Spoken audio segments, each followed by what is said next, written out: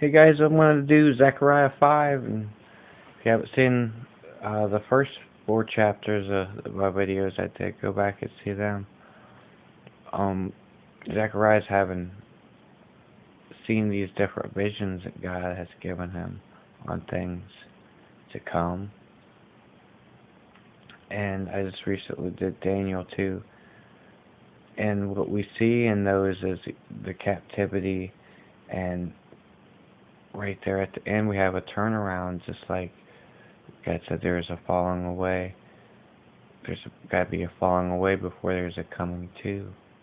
And at the end, people are turned around, and then at the very end, and then you read like in Revelation where when 2 witnesses, Moses and Elijah, rise back up, there's a great paralyzing fear that comes over. And this is about false prophets.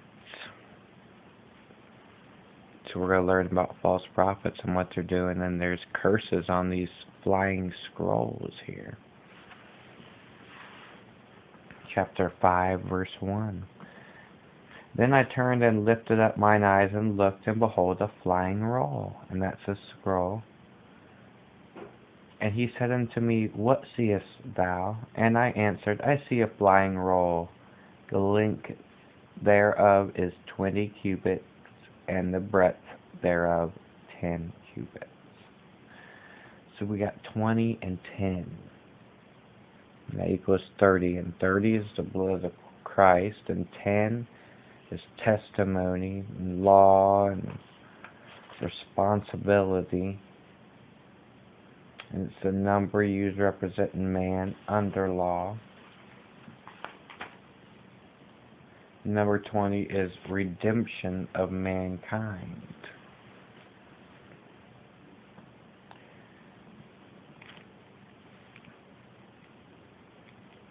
Then he said unto me, This is the curse that goeth forth over the face of the whole earth.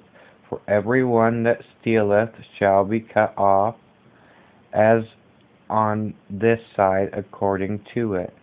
And every one that sweareth shall be cut off, as on that side according to it. There's going to be a purging out here.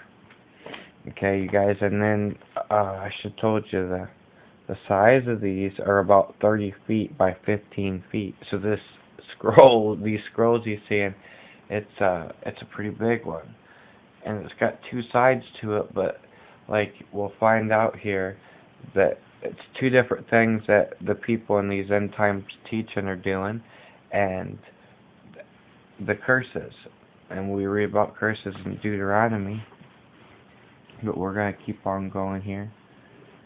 And it says, verse 4, I will bring it forth, saith the Lord of hosts, and it shall enter into the house of the thief, and into the house of him that sweareth falsely by my name. So see, we got that one. Remember that. Swearing falsely by his name. Saying, hey, this is what God's word said. I swear. And different doctrines of Christ that's not true, like Paul told us. And it shall remain in the midst of his house, and shall consume it with the timber thereof and the stones thereof. And the timber would be the upper part you build your house with, and the stones could be the foundation that you build your house with. It's going to fall apart. Then the angel that talked with me went forth and said unto me, Lift up now thine eyes, and see what is this that goeth forth. And I said, What is it?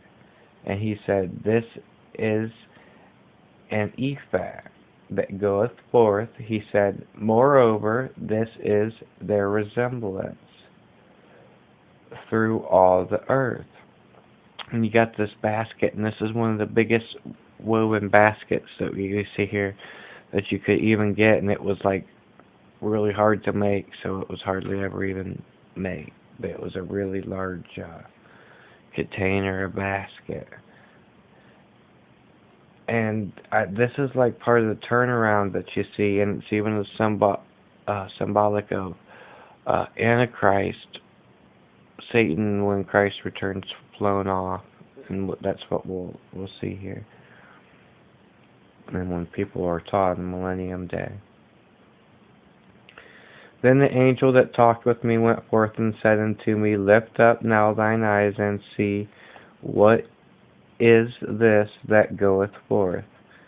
And I said, What is it? And he said, This is an ephah that goeth forth. He said, Moreover, this is the resemblance through all the earth. Okay, you guys, I want you to remember that. Through all the earth. And behold, there was lifted up a talent of lead. And this is a woman that sitteth in the midst of the ephah. And this woman, Babylon, that we hear about, the whore of Babylon, the system, this false church, because like that's what Israel is, it's the church. And woman is symbolic of the church, and here we've got this false system, you see. And it's zinc weight, this lead is, and the talent is 80 to 100 pounds. So that's a big weight on there. And the 100 is, I think, children of promise. And we'll read about them getting flown away here. It's like a holding place, but we'll see has to do with Nimrod. And he said, This is wickedness, and he cast it into the midst of the ephah, and he cast the weight of lead upon the mouth thereof, upon the opening, the entrance, and it's thrust down. What do we got here? This wickedness is the lawless one. And the top, it's slammed on there, that's sealed, that's no more sin. So see, you could take that in a couple different ways, but that I look at it as it's saying the millennium teaching is when this has happened. And I lifted up mine eyes and looked, and behold, there came out 2 women, and the wind was in their wings, for they had wings like the wings of a stork. So that's strong wings and long. And that's like you fall under protection. So these were very strong winged angels. And they lifted up the ephah between the earth and the heaven, and the expanse of the sky, in front of the whole world. Then said I to the angel that talked with me, Whether do these bear the ephah? And he said unto me, To build it a house in the land of Shinar, and it shall be established and set there upon her own base. And that's established. That's a permanent foundation, you guys. And the Shinar is the key. And the Nimrod built the Tower of Babel there. So you can see that too. And it's the own tower. And see, I drew this tower here. And it's like Revelation 19. It says the lake of fire is there before the millennium starts. And there will be a holding place for those who don't want to be taught by God, who don't love God and Satan.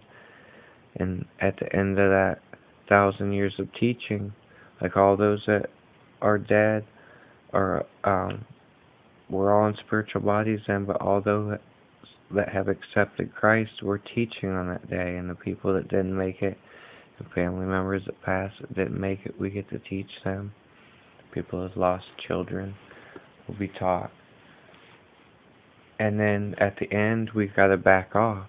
And then Satan only, no one else, no angels, no the people that are holding in hell, just Satan. He's released to test the people in a spiritual body who went through the test. And then becomes the great white throne judgment, and the first person to die is Satan. And then we're all judged, you guys. And judgment begins with the people that were teaching God's word, that were passing things on. So we got to make sure we're getting the word out, but getting it out with truth. I love you guys, and keep studying with me. Bye.